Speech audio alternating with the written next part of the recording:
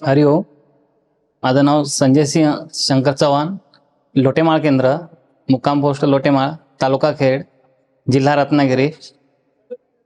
मी सध्या संपर्क सेवक म्हणून त्या पदावरती काम करत आहे. मला आलेला आता अनुभव मी सांगत आहे. 4 वर्षापूर्वीची घटना आहे. माझा भाऊ गावावरून मुंबईला चालला होता आणि मुंबईला जात असताना त्याने चिपळूण येथे एका फास्ट ट्रेनचे तिकीट काढले होते, मांडवी एक्सप्रेस म्हणून. आणि तो जात असताना सुरुवातीला त्याला एक सावंतवाडी दिवा म्हणून पॅसेंजर गाडी मिळाली. ती अगोदर गाडी येते म्हणून तो त्या गाडीत बसला आणि निघाला असता त्याला वाटलं की मी ह्या गाडीने लवकर जाईन, मुंबईला पोहोचेन. परंतु तो रोह्याला गेला असता रोह्याला अशी अनाउन्स झाली की मांडवी गाडी एक्सप्रेस आता ह्याच्या अगोदर निघत आहे आणि सावंतवाडी दिवा गाडी थांबवण्यात येत आहे. आणि याला वाटलं की आता आपण असं करूया, आपल्याकडे नाहीतरी मांडवी गाडीचं आपल्याकडं रिझर्वेशन आहेच, म्हणजे तिकीट तर आहेच, मग आपण आता ही सावंतवाडी दिवा गाडी सोडूया आणि मांडवी गाडीला आपण निघूयात, जेणेकरून आपण लवकरात लवकर मुंबईला पोहोचू. परंतु तो उतरला, गाडी त्याने सोडली आणि नंतर त्याच्या लक्षात आलं की मांडवी गाडी रोहा स्टॉप नाही आहे. आणि त्याला लक्षात आल्यानंतर त्याने लगेच मला फोन केला. मी त्या दिवशी शनिवार असल्यामुळे 5:30च्या दरम्यान 5:30च्या दरम्यान तो तिथे रोहा स्टेशनला होता.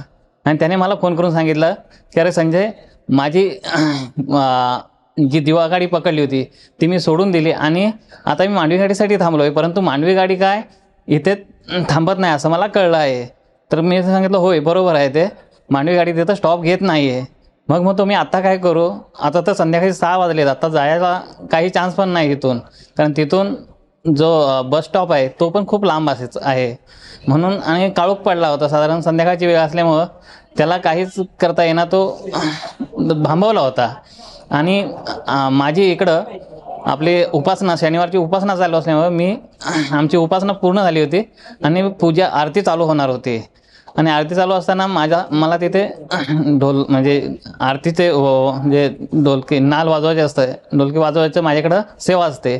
मी ती सेवा करण्यासाठी म्हणजे आरती चालू होणार होती. तेवढ्यात मला आलं, मी त्याला म्हटलं की आता तू 5 मिनिट तू थांब जरा, आमची आरती चालू होते, मी बापूंना सांगतो की काही करून तुला ती गाडी मिळेल असं काहीतरी मी बापूंना विनंती करतो. तो बोला ठीक आहे, आता जे काय होईल ते तुझे बापूच करतील. ॲक्च्युली तो बापूंचा काही म्हणजे तो इथं उपासना देत नाही, जात नाही, म्हणजे तो साधारण असा आहे, पण श्रद्धावान आहे, पण उपासनेला येत नाही. पण तरीसुद्धा मी त्याला म्हटलं तू काही काळजी करू नको, बापू काहीतरी याच्यावरती मार्ग देतील. आणि आमची आरती चालू झाली.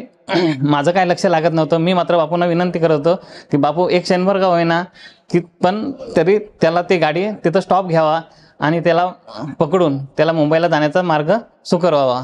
असं होत असताना आमची आरती चालू होती, मन लागत नव्हतं, बापूंना विनंती करत होतो आणि आमची आरती संपल्यानंतर एक 5 मिनिटाने त्याचा फोन आला. मी म्हटलं बहुतेक गाडी ह्याची मिस झालेली दिसते. आणि पुढचं ऐकून घेतलं तर एकदम मी अचंबित झालो. मला पण शॉक लागल्यासारखं आला. मला म्हणाला अरे संजय, जो बापूंनी गाडी थांबवली 5 सेकंद का होईना, पण गाडी थांबली आणि नंतरच गाडी निघाली असं म्हटल्यानंतर मी म्हटलं हे माझे बापूच करू शकतात.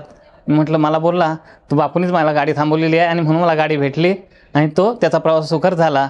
आणि अशा प्रकारे हा माझा अनुभव मी इथं संपवत आहे. आणि अशीच बापूंची आमच्या श्रद्धांवरती, आमच्या शब्दावरती बापूंची अशीच कृपादृष्टी राहो आणि असाच सर्वांना अनुभव व्यवस्था, सर्व श्रद्धांना अनुभव हीच आपल्या चरणाशी प्रार्थना. हरिओम. श्रीराम अंबज्ञ.